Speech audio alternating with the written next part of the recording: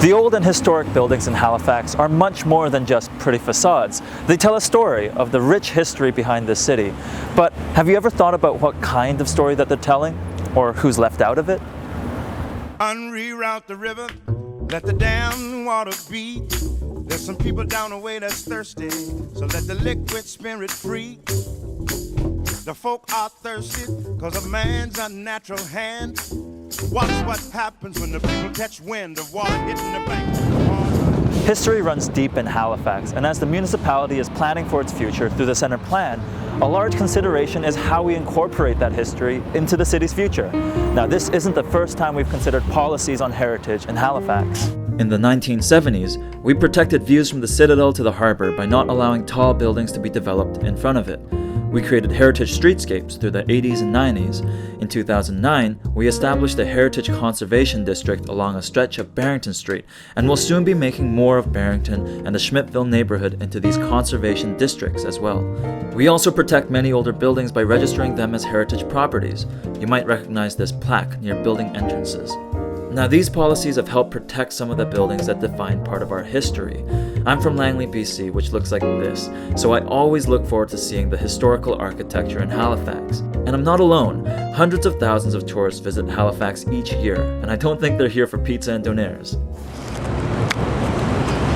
But beyond significant buildings and forts, what we choose to preserve as our heritage does come with some cultural and political implications.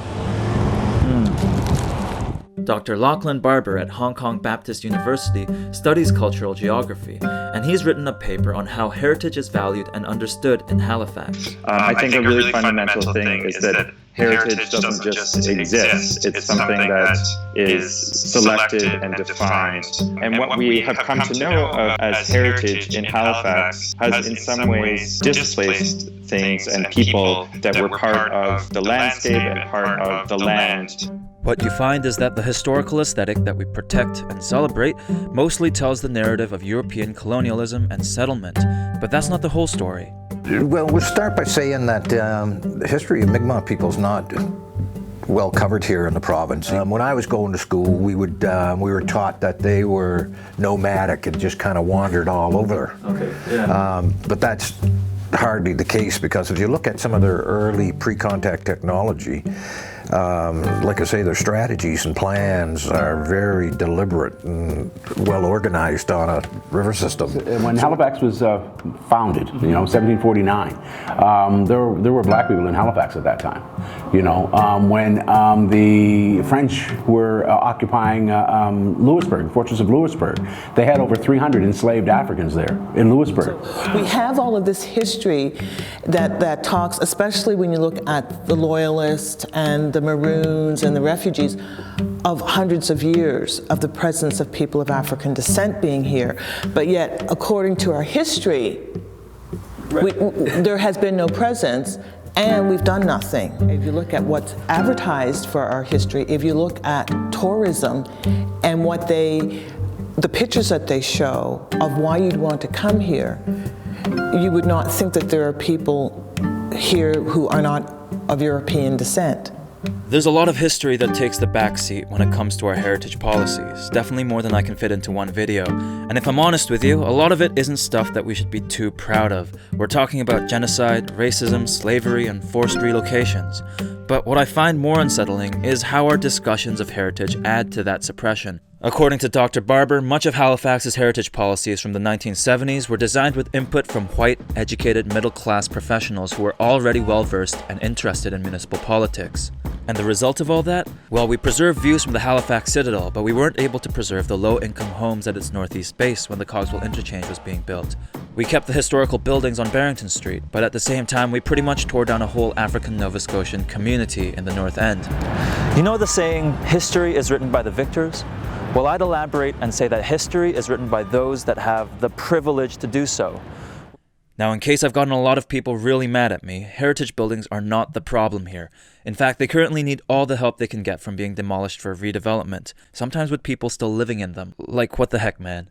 But what I am saying is that there's a lot of other history that might not be associated with a building, but that absolutely deserves our attention. Well, there's a difference between material heritage or tangible heritage and intangible heritage. And so intangible heritage is, of course, things that you can't touch. There are things like language and festivals and traditions. And I think we can ask questions about that. Are there things that are intangible, that are part of life in Halifax, that should be thought of in that same way? But on top of that, it's quite evident that our established narratives of heritage need to be challenged and improved.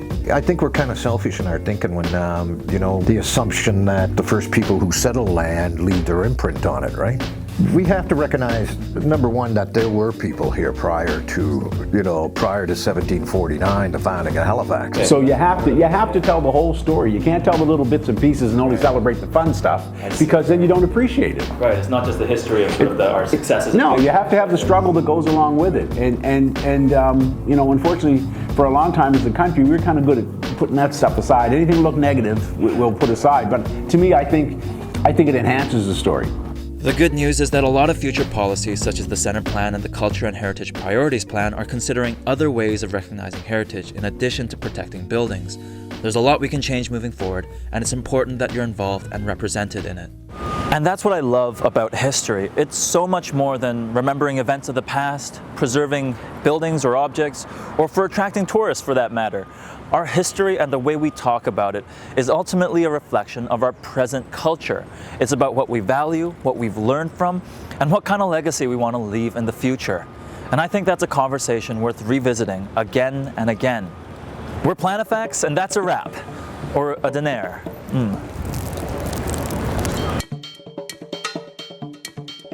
When you talk about how do you celebrate, how do you acknowledge, and how do you ensure succeeding generations, a walking tour of an African Canadian or Nova Scotian walking tour of Halifax, where, on that corner of Falkland and Gottingen, you have a bronze plaque that says this is where the AME Church stood. That further up Gottingen Street, where Viola Desmond would have had her beauty salon, you have a plaque there that shows that's